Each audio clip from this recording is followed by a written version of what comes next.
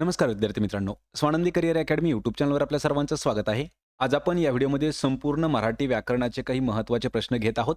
यामध्ये आपल्याला पोलीस भरती, वनरक्षक भरती, महा-टी-ई-टी, तलाठी भरती तसेच टी-सी-एस आणि आय-बी-पी-एस पॅटर्ननुसार जेवढ्या काही झालेल्या प्रश्नपत्रिका आहेत, त्यामधील महत्त्वाचे आपण 20 मराठी व्याकरणाचे प्रश्न घेत आहोत.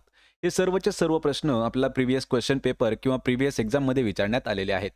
त्यामुळे आपल्याला या व्हिडिओची जर पी-डी-एफ डाउनलोड करायची असेल, तर डिस्क्रिप्शनमध्ये आपल्या टेलिग्राम चॅनलची लिंक दिलेली आहे. त्याला जाऊन जॉइन करायचं आहे. आपल्याला त्यासोबतच एक WhatsApp ग्रुप देखील आहे. त्याची लिंक तुम्हाला मी डिस्क्रिप्शनमध्ये दिलेली आहे.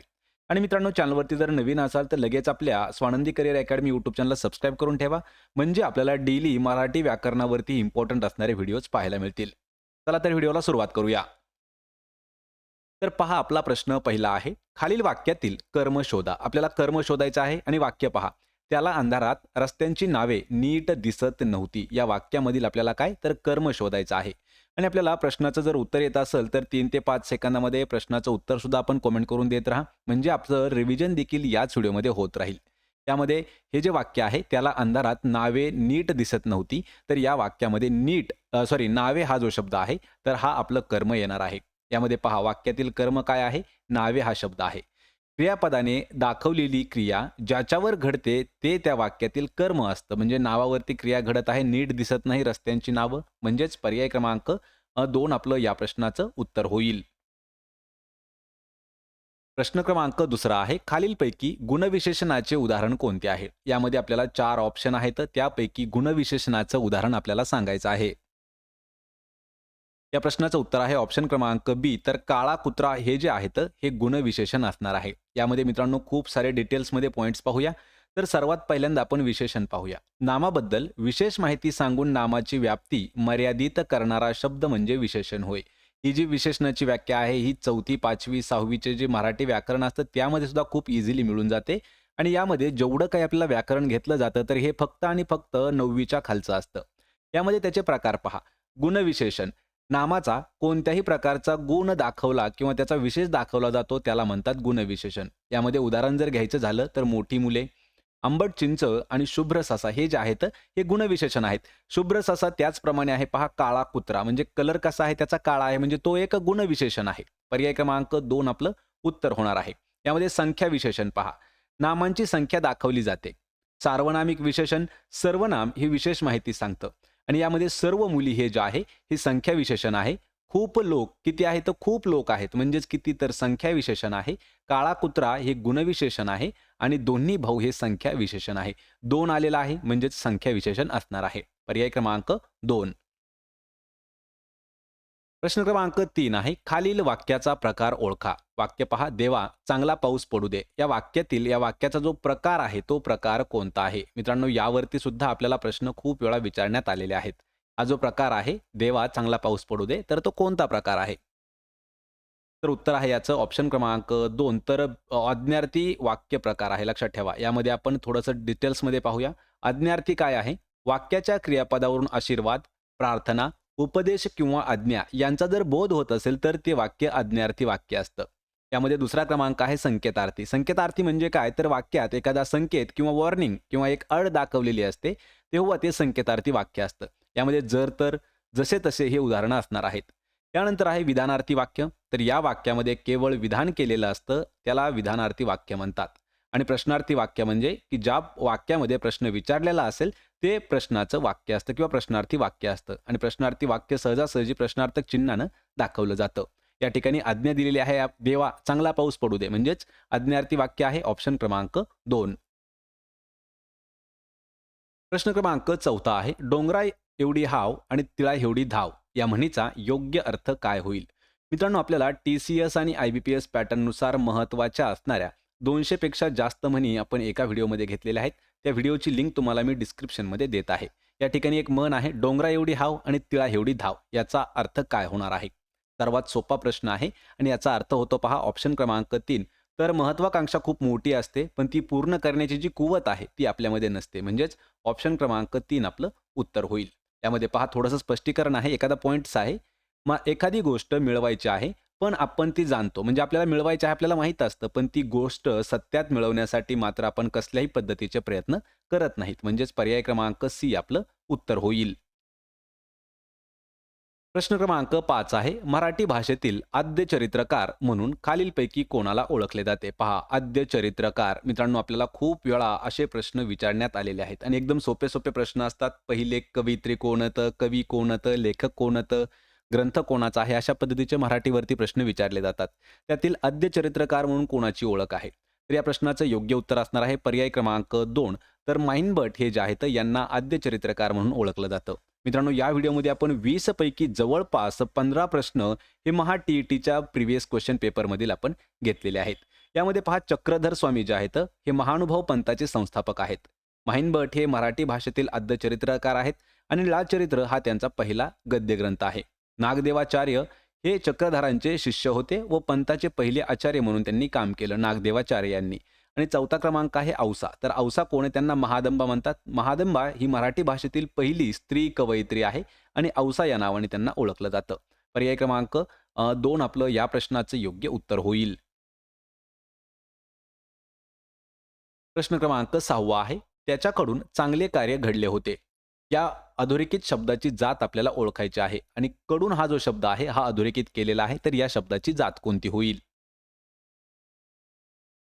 या प्रश्नाचं योग्य उत्तर आहे ऑप्शन क्रमांक 4. तर हे शब्द योग्य अव्यय असणार आहे. मित्रांनो, प्रश्न थोडासा समजावून घ्या. आपल्याला शब्दांच्या जाती येणं गरजेचं आहे. कारण कोणतीही परीक्षा जरी असेल तर त्यामध्ये असे प्रश्न हे आपल्याला विचारले जातात.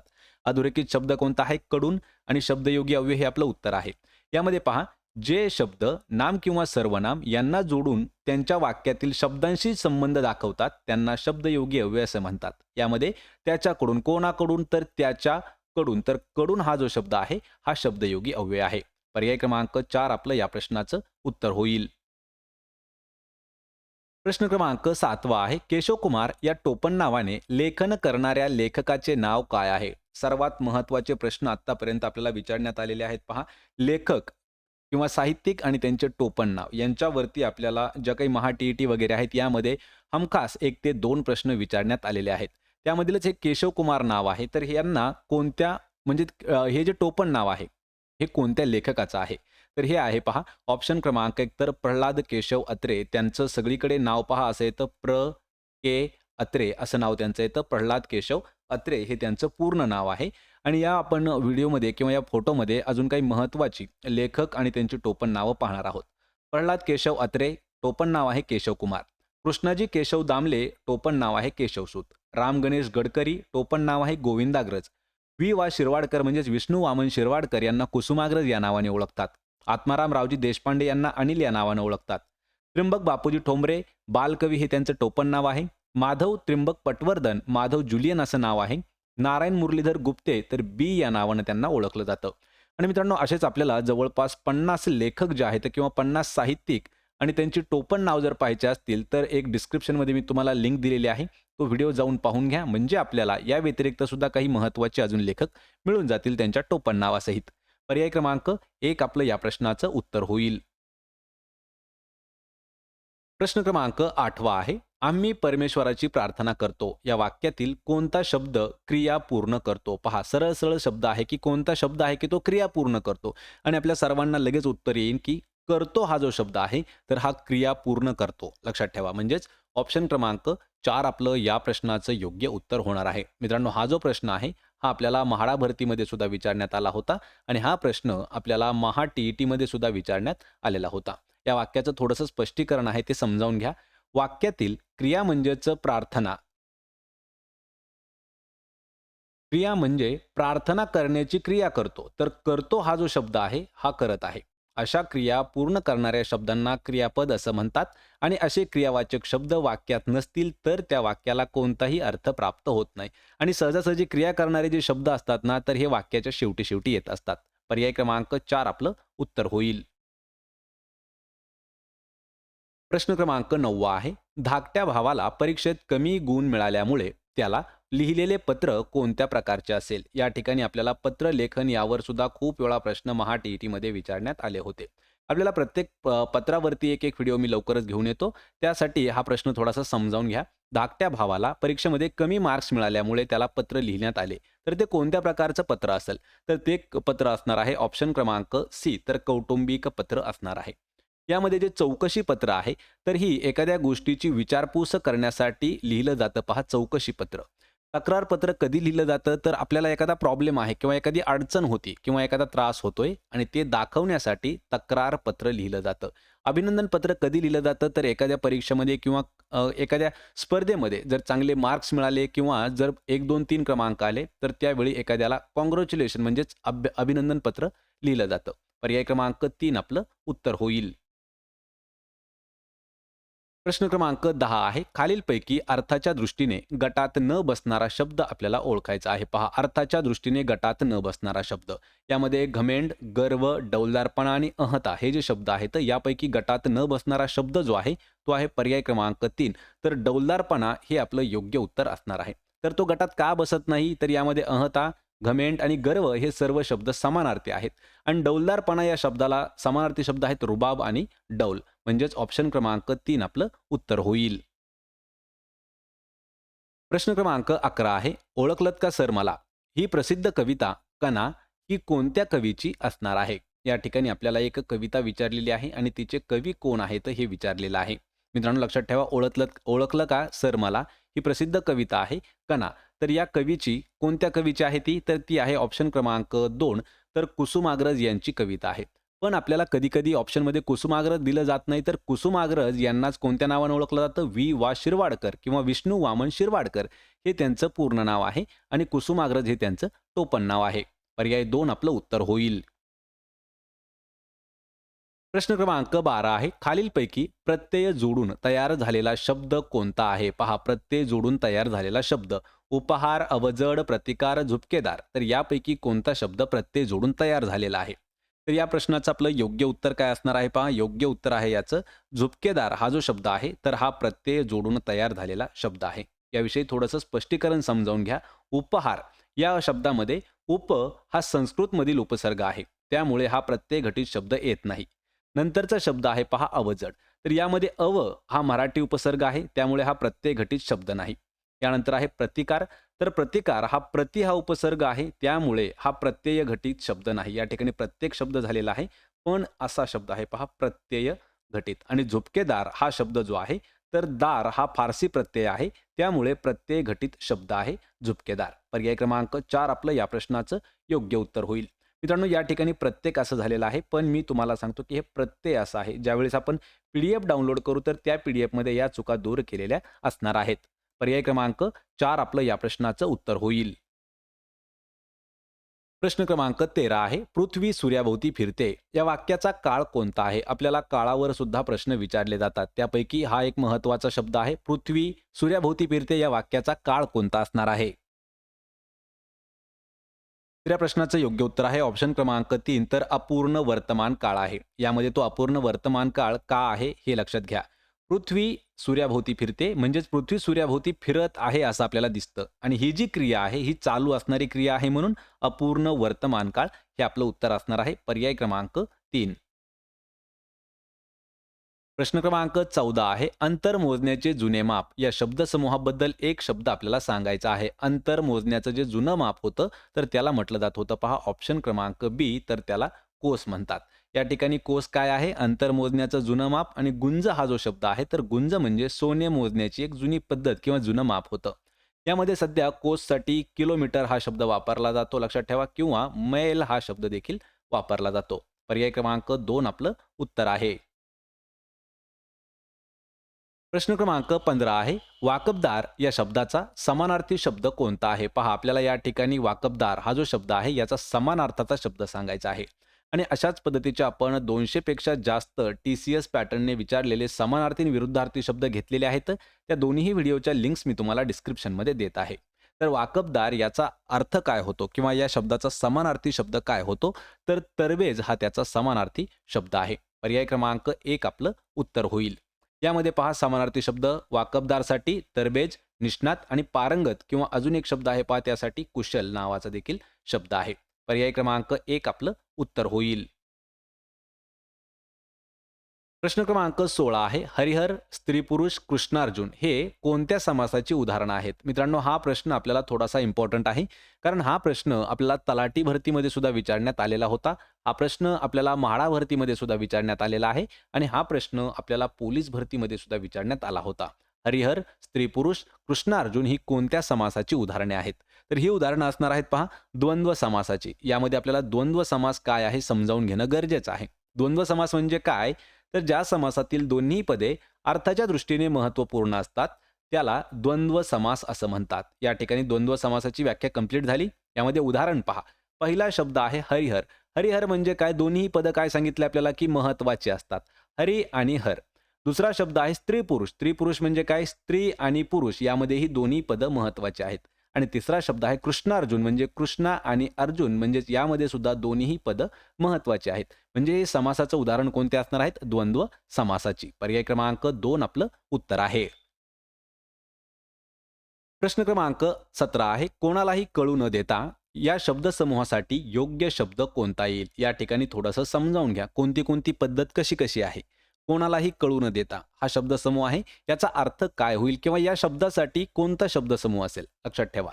तर या प्रश्नाचं योग्य उत्तर असणार आहे पर्याय क्रमांक 2 तर बिनबोभाट. बोभाट म्हणजे काय? इकडं-तिकडं बातमी पसरणं किंवा सांगणं. तर यामध्ये शब्दसमूह आणि त्याचे अर्थ पहा काय-काय आहेत? बिनतक्रार म्हणजे काय? बिनतक्रार म्हणजे कोणत्याही प्रकारची तक्रार न करता. बिनबोभाट म्हणजे काय? तर कोणालाही एखादी गोष्ट कळू न देता. बिनधोक म्हणजे काय? तर कोणताही धोका न घेता. आणि बिनधास्त म्हणजे कसल्याही प्रकारची भीती न बाळगता त्याला म्हणतात पहा बिनधास्त. मित्रांनो, हे शब्दसमूह जे आहेत ना, यावरती 1 ते 2 प्रश्न सुद्धा आपल्याला विचारण्यात आलेले होते. पर्याय क्रमांक 2 आपलं उत्तर होईल. प्रश्न क्रमांक 18 आहे. खालील वाक्यातील काळ शोधायचा आहे. या ठिकाणी वाक्य काय दिलेलं आहे? वाक्य आहे, मुसळधार पाऊस पडत आहे, विजा कडाडत आहेत. या वाक्याचा आपल्याला सरळ-सरळ विचारलंय, की काळ कोणता आहे? यामध्ये आपल्याला लक्षात ठेवायचे जवळपास 2 वाक्य दिलेले आहेत. आणि या वाक्याचा काळ आहे, तर तो काळ असणार आहे वर्तमान काळ. म्हणजेच पर्याय क्रमांक 1 आपलं या प्रश्नाचं योग्य उत्तर होईल. वर्तमान काळ कसा येतो पहा. वरील दिलेलं जे वाक्य आहे, यामध्ये पडत असतो आणि कडाडत असतात या संयुक्त क्रियापदावरून पाऊस पडण्याची आणि विजा चमकण्याची किंवा कडाडण्याची जी क्रिया आहे ही वर्तमानामध्ये चालू असल्याचं आपल्याला पाहायला मिळतं. म्हणून हे वर्तमान काळाचं उदाहरण आहे. पर्याय क्रमांक 1 आपलं या प्रश्नाचं उत्तर होईल. प्रश्न क्रमांक 19 आहे. त्याच्या हिरव्यागार बागेत रंगीत आणि सुगंधी फुलांची अगदी लयलूट होती. या वाक्यातील आपल्याला विशेषणं ओळखायचे आहेत. हे जे वाक्य आहे मोठलट वाक्य आहे. त्याच्या हिरव्यागार बागेत रंगीत आणि सुगंधी फुलांची अगदी लयलूट होती. या वाक्यामधील विशेषणं कोणती-कोणती आहेत? आपल्याला सर्वांना सांगता येईल की विशेषणं यामध्ये पर्याय क्रमांक 1 तर हिरव्यागार, रंगीत आणि सुगंधी हे जे शब्द आहेत, हे या वाक्यामधील विशेषणं आलेले आहेत. यामध्ये पहा दिलेलं जे वाक्य आहे या वाक्यामध्ये बागेबद्दल काय आहे हिरव्यागार आणि फुलांबद्दल काय आहे रंगीत आणि सुगंधी हे विशेष माहिती देणारे शब्द आहेत. म्हणजेच हे कोणते? तर हे विशेषणे असणार आहेत. पर्याय क्रमांक 1 आपलं उत्तर आहे. प्रश्न क्रमांक 20 आहे. भूकंपग्रस्त भागात नेमका सापडल्याने सुटकेसाठी कोणती गोष्ट करावी हे न सुचल्याने मी दुर्दैवाच्या कचाट्यात सापडलो. अधोरेखित शब्दसमूहासाठी योग्य वाक्प्रचार आपल्याला निवडायचा आहे. अधोरेखित काय काय केलं आहे पहा. सुटकेपासून कोणती गोष्ट करावी हे न सुचल्याने हे जे शब्द आहेत हे अधोरेखित केलेले आहेत. म्हणजे हा जो शब्दसमूह आहे यासाठी आपल्याला वाक्प्रचार निवडायचा आहे. आणि या प्रश्नाचं योग्य अर्थ होणार आहे पहा ऑप्शन क्रमांक 1 तर मती कुंठित होणे हे आपलं योग्य उत्तर होणार आहे. पर्याय क्रमांक 2 तर यामध्ये थोडंसं स्पष्टीकरण पहा. सुटकेसाठी कोणती गोष्ट करावी हे न सुचणे म्हणजेच काय तर काहीही न सुचणे किंवा त्याचा अर्थ काय होतो मती कुंठित होणे. यामध्ये स्पष्ट लक्षात ठेवायचं आहे की पोपट होणे म्हणजे फजिती होणे, मती कुंठित होणे म्हणजे काहीही न सुचणे, इकडे आड तिकडे विहीर म्हणजे दोन्ही बाजूंनी कठीण परिस्थितीमध्ये सापडणे आणि तंद्रीत असणे म्हणजे नशेत असणे. पर्याय क्रमांक 2 आपलं या प्रश्नाचं उत्तर होईल. तर मित्रांनो हे होते पहा मराठीची महत्त्वाचे असणारे 20 प्रश्न जे आपण व्याकरणावरती घेतले होते. या 20 प्रश्नापैकी किती प्रश्नाची उत्तरं देता आली हे मला कमेंट करून नक्की सांगा. व्हिडिओ जर आवडला तर व्हिडिओला लाईक करा, मित्रांमध्ये व्हिडिओ शेअर करा आणि आपल्या स्वानंदी करिअर अकॅडमी बीड या यूट्यूब चॅनलला सबस्क्राईब करून ठेवा. म्हणजे आपल्याला डेली अशाच पद्धतीचे व्हिडिओज पाहायला मिळतील. आणि आपल्याला जर PDF डाउनलोड करायचे असतील तर आपलं टेलिग्राम चॅनल आहे त्याची लिंकसुद्धा मी तुम्हाला डिस्क्रिप्शनमध्ये दिलेली आहे. आपण भेटूया पुढच्या एका अशाच नवीन व्हिडिओमध्ये. तोपर्यंत जय हिंद, जय भारत.